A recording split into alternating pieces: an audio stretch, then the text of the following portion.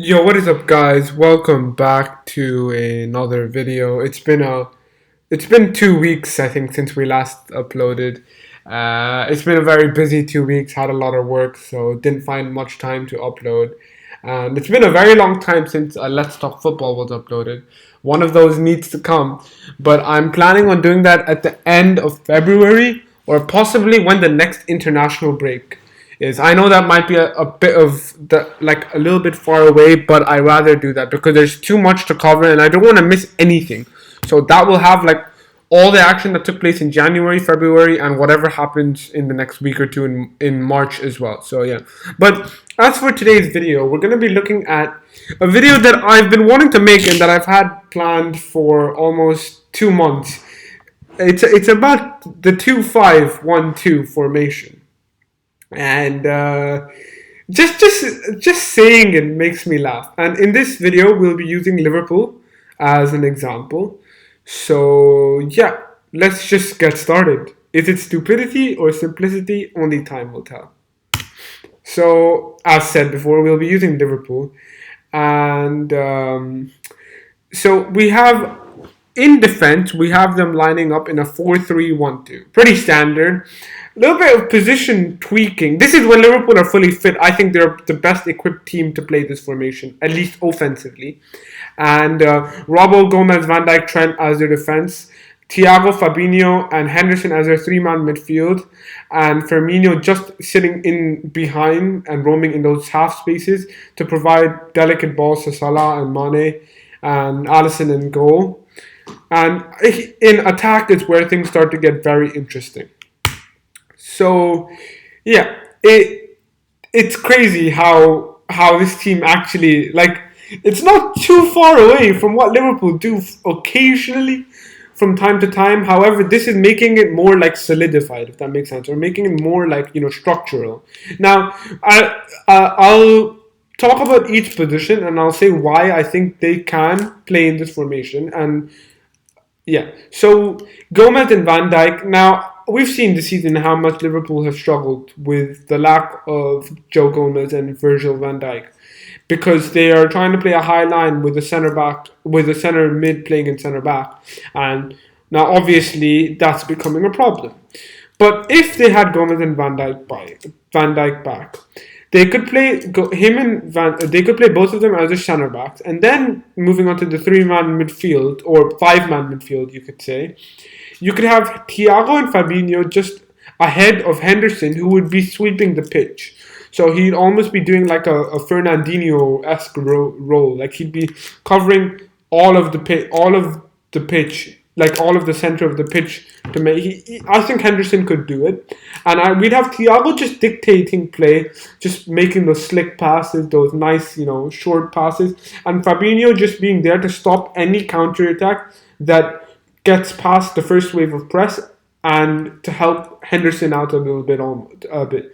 So then we move on to the fullbacks, who I think are the most interesting part of the team and definitely the part that I want to spend the most time talking about. Now, Andrew Robertson and Trent Arnold are two of the most interesting fullbacks in the world for me. Now, do I think they're two of the best? Two of the best, not the best. Not right now, no. Only for a brief period of time did I think they were the best, but I don't think they are in the world right now. But that's besides the point. Now, the reason why I say that I think these two could be wingers and fullbacks is simply because of their output. Robertson and Trent have the highest assists for a defender in Premier League history. They've only been playing professional Premier League football, like with Liverpool, for the last 3 years, and they've broken the record on multiple occasions. So I think that because of Trent and Robertson being able to, they do this in game. Liverpool. This is how they play in this formation, the 2-5-1-2. It's almost how they play in game, and I think that with Liverpool, they're the team that are the best equipped to play this formation. And Trent and Robbo will be at the wings of that formation, just because Robertson can defend. So we know that they have one competent defensive winger / fullback. Trent can attack, but not suspect defensively. But he won't have to defend that much. He will provide natural defensive cover, but he won't have to, track back like how he is in a fullback position. And I honestly think this could suit Trent Arnold. Now, this might be a bit ludicrous to say this. I get it. Call me what you want, but I really think that Trent could be really suited, and this could help further Trent's career. People talk about Trent playing as a midfielder. Well, I think that's a good idea. Why not play him as a wingback? He has all the tools to do it. His crossing is excellent. He's not the best defensively, but he's certainly good, and he has an abundance of speed and pace and can keep up with most wingers in the Premier League. Why not try this out?